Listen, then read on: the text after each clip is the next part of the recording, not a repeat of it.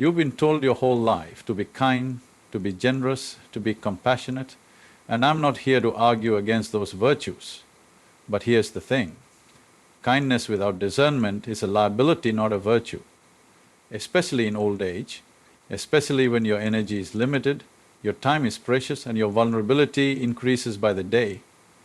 If you don't understand this, if you keep living with the same open-hearted naivety you had in your 20s, you will be not metaphorically, but literally. I've seen it happen to people, good people, intelligent people who thought that because they were decent, others would be too, they were wrong.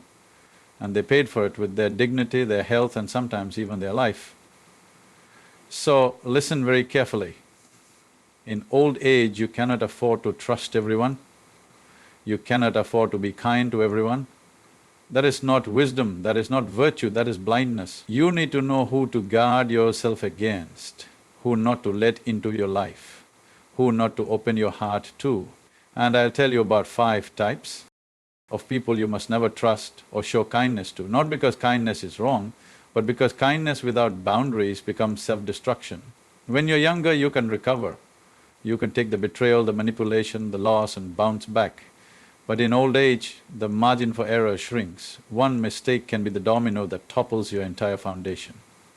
One misjudgment, one leech in your life, and suddenly your retirement savings are gone. Your peace is shattered, your health deteriorates, and worst of all, your trust in humanity collapses. Let me start with a story.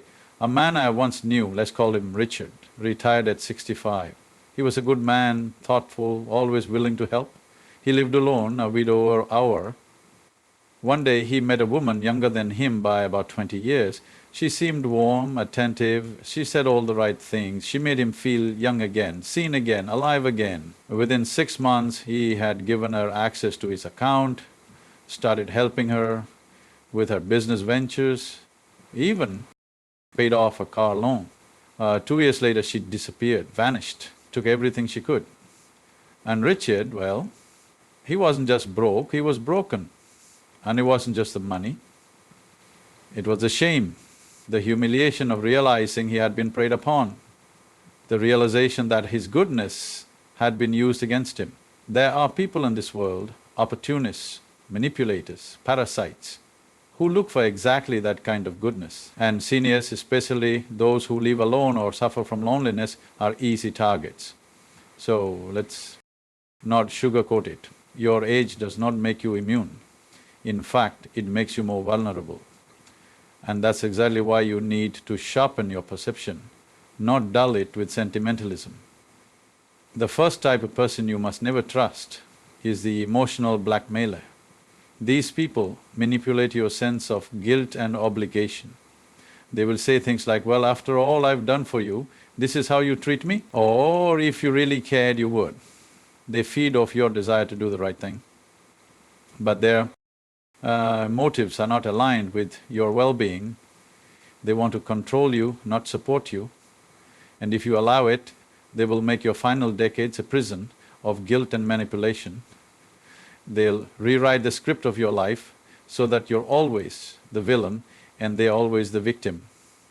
Don't fall for it. The woman in her 70s once told me how her daughter constantly threatened to cut off access to her grandchildren if she didn't help with rent, bills or childcare, even though the daughter had a well-paying job. That's not love.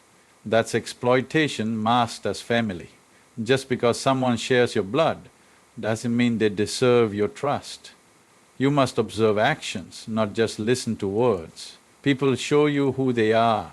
Watch carefully, and when the same emotional weapons are used again and again, draw the line, even if it hurts, even if it's family, because dignity is worth more than peace bought through submission. Then there's the eternal victim. You'll recognize this person because nothing is ever their fault. Every misfortune, every mistake, every downfall, it's always someone else's doing. They will come to you, Hatnan, with a story that tugs at your heartstrings, and at first you'll feel compassion, of course you will, you're human. But over time you'll see a pattern. They don't want help to rise, they want support to stay down. They don't want to solve problems, they want to be rescued.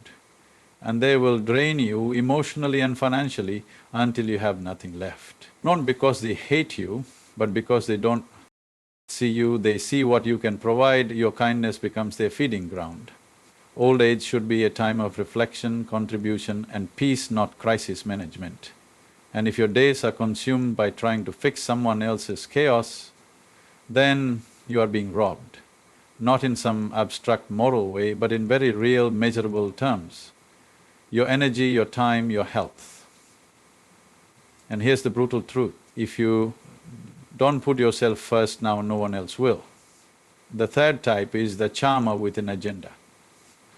Now, these people are the most dangerous because they don't come to you with problems, they come bearing smiles. They make you feel special, important, relevant.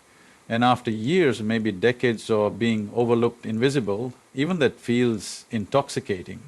And that's how they get in, not by force but by seduction.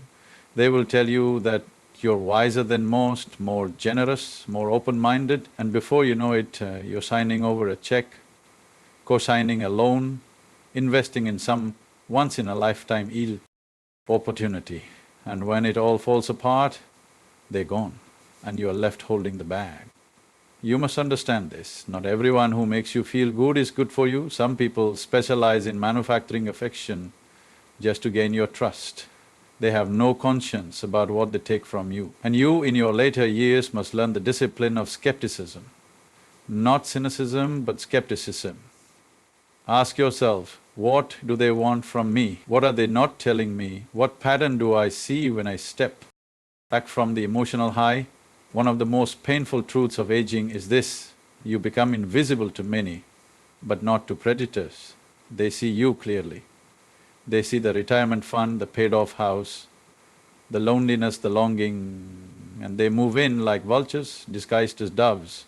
You have to become a hawk, and not in aggression but in awareness. Then comes the chronic complainer. Now this might not sound dangerous at first, but these people are soul erosion in slow motion. Every conversation is a monologue of misery. Nothing is ever good enough. Every joy you share is met with a reason why it won't last. Every spark of hope is dust-studded in their rain clouds, and if you let them, they will slowly pull you into their world of bitterness until your light dims too. You have to protect your spirit in old age. Positivity is not naivety, it is fuel. And if your circle is filled with those who constantly feed you despair, you will start believing the world is worse than it really is, that you are more powerless than you really are. That decline is inevitable, it isn't. Not in the ways that matter.